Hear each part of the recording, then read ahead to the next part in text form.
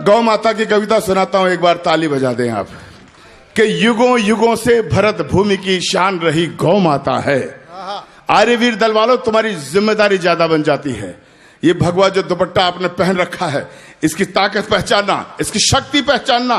मैं मुस्लिम माँ का बेटा होकर गौ रक्षा की बात करता हूं। कर्तव्य आपका भी उतना ही बनता है जितना मेरा है। लोग मुझे कहते हैं कि मुसलमान होकर गाय की कविता क्यों लिखते हो भाई? मैं क्यों? क्या मेरी रगों में गौ माता का दूध नहीं है? बचपन से मेरी रगों में गौ माता का दूध आज खून बनकर दौड़ रहा है। और ये तो सच्चाई है यार। मेरा नाम अब्दुल गफ्फार है। मेरे वालिद का नाम अहमद अली खान था। मेरे दादाजी का नाम सादुल्ला खान था। मेरे परदादाजी का नाम फरीदुल्ला खान था। लेकिन यह भी एक सच्चाई है कि हमारी कहीं 7वीं और 8वीं पीढ़ी में कहीं ना कहीं कोई रामलाल जी रहे होंगे, राम प्रकाश जी रहे होंगे, राधे श्याम जी रहे होंगे। तो गौ माता पर कविता लिखकर मैंने तो अकिंचन अपना ऋण अदा करने की नाकाम कोशिश की है यार। और आपको पता है, आज भी 2131 ऐसे कत्ल कारखाने हैं जहां 33 करोड़ देवी देवता जिस गौमा में रहते हैं उनको वहां काटा जाता है। मैं इस मंच से एक संकल्प लेना चाहता हूं, दिलाना चाहता हूं, सुनेगा कि युगों युगों से भरत भूमि की शान रही गौ माता है और इस मिट्टी के कण कण की पहचान रही गौ माता है। आपको पता गौ माता का उद्भव कहां से हुआ? मेरे अध्ययन पर भी सैल्यूट करने का मन हो तो ताली बजा के हौसला बढ़ाना। एक बार समुद्र मंथन किया जा रहा था। इधर देवता थे, इधर राक्षस थे। समुद्र को मथा गया तो समुद्र में से कई चीजें प्रकट हुई। माता लक्ष्मी प्रकट हुई, 14 रत्न प्रकट हुए, ऐरावत हाथी निकला। और एक वक्त वो आया जब समुद्र में से अचानक 5 गौ माताएं प्रकट हुई। 5 गौ माताएं जिनके नाम थे नंदा, सुभद्रा, सुरभि, सुशीला और बहुला। वाह वाह वाह वाह वाह। ये 5 गौ माताएं जब निकली तो देवताओं ने लेने से इनकार कर दिया, राक्षसों ने अनिच्छा जाहिर की। तो उस वक्त धरती पर 5 महर्षियों के आश्रम हुआ करते थे। ऋषि जमदग्नि, भरद्वाज, वशिष्ठ, गौतम और असित। इन 5 आश्रमों में एक एक गौ माता दे दी गई जो कामधेनु बनकर जगत का कल्याण कर रही है। जिंदाबाद। लेकिन उसी गौ माता को जब कटते हुए देखता हूं तो एक पीड़ा मेरी आक्रोश बनकर कविता बनकर आती है। बस मेरी जिंदगी की सबसे अच्छी कविता सबसे अच्छे श्रोताओं को सुना रहा हूं। आपका आशीष मेरे साथ रहे। अभिनंदन अभिनंदन। कि युगों युगों से भरत भूमि की शान रही गौ माता है और इस मिट्टी के कण कण की पहचान रही गौ माता है। गौ माता है जिसका अमृत पी के खुद को खड़ा किया और गौ माता है जिसने हमको पाल पोष कर बड़ा किया। भाई अच्छी कविता पर खामोश रहोगे तो क्या लिखेगा फिर आदमी? गौ माता है जिसका अमृत पीकर खुद को खड़ा किया। गौ माता है जिसने हमको पाल पोष कर बड़ा किया। गौ माता है जिसकी चर्चा त्रिभुवन में पर्याप्त हुई। गौ माता है जो समुद्र मंथन से हमको प्राप्त हुई। गौ माता है जिसके निस्दिन गुरु वशिष्ठ गुण गाते थे। कृष्ण करे या नटवर नागर जिसका यश दोहराते थे।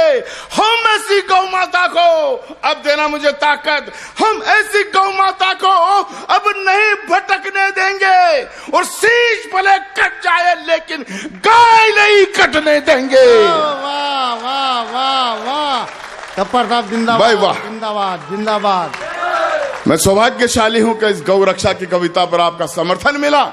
लेकिन यही कविता बल्लू के संचालन में जब मैं रायबरेली उत्तर प्रदेश में सुना रहा था तो मेरे ही समुदाय के कुछ लोग आए और मुझे कहा, गफ्फार साहब अगर इस कविता को दोबारा बोलोगे तो गोली मार दी जाएगी, जबान काट ली जाएगी, फतवे फरमान जारी कर दिए जाएंगे। मित्रों, वो लोग मुझे धमकाते रहते हैं लेकिन वे धमकाने वाले मेरा बाल भी बाका नहीं कर सके। क्यों? क्योंकि मैं अच्छी तरह से जानता हूं कि संकट कटे मिटे सब पीरा, जो सुमरे हनुमत बलबीरा। वाह। अरे भाई, अगर मैं गौ रक्षा की बात यही नहीं करूंगा तो क्या अमेरिका जाकर करना पड़ेगा? क्या ऑस्ट्रेलिया जाऊंगा?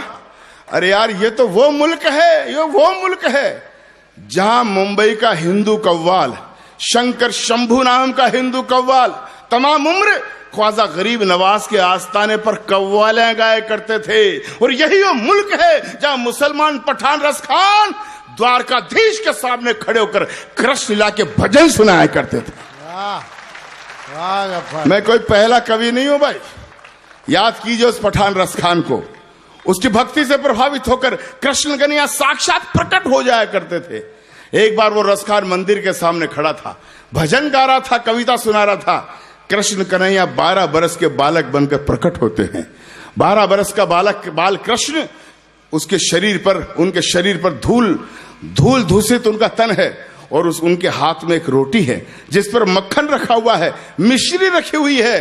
और वो रसखान देखता है, एक कौवा आता है और कृष्ण भगवान के हाथ से वो रोटी छीन कर चला जाता है।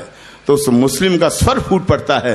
अगली पंक्तियों में तालियां उस रसखान के खाते में जानी चाहिए। वो रसखान कहता है कि धूलि भरे अति शोभित श्याम जो कैसे बनी सिर सुंदर चोटी। मथुरा से मेरे प्रिय मित्र श्याम जी किंचन आए हैं। कल्पना करना, मुसलमान कृष्ण भगवान को देखकर क्या कह रहा है कि धूलि भरे अति शोभित श्याम जो कैसे बनी सिर सुंदर चोटी। खेलत खात फिरे अंगना पग बाजत पैंजनी पीर कचोट। वह छवि को रस खान विलोकत, उठाना समर्थन में हाथ। वह छवि को रस खान विलोकत, वारत काम कला निज कोटी। काग के भाग बड़ो सजनी, हरि हाथ तो ले गए माखन रोटी। काग के हाथ बड़ो सजनी। तब अब्दुल गफ्फार कहता है कि जिस आंगन में गाय नहीं रहता घनघोर अंधेरा है, कि जिस आंगन में गाय नहीं रहता घनघोर अंधेरा है, और जिस आंगन में गाय नहीं वो घर भूतों का डेरा है। बस ऐसा स्नेह मिल गया भाई मुझे आज इस आर्यवीर दल में, इस गौ रक्षा की कविता पर।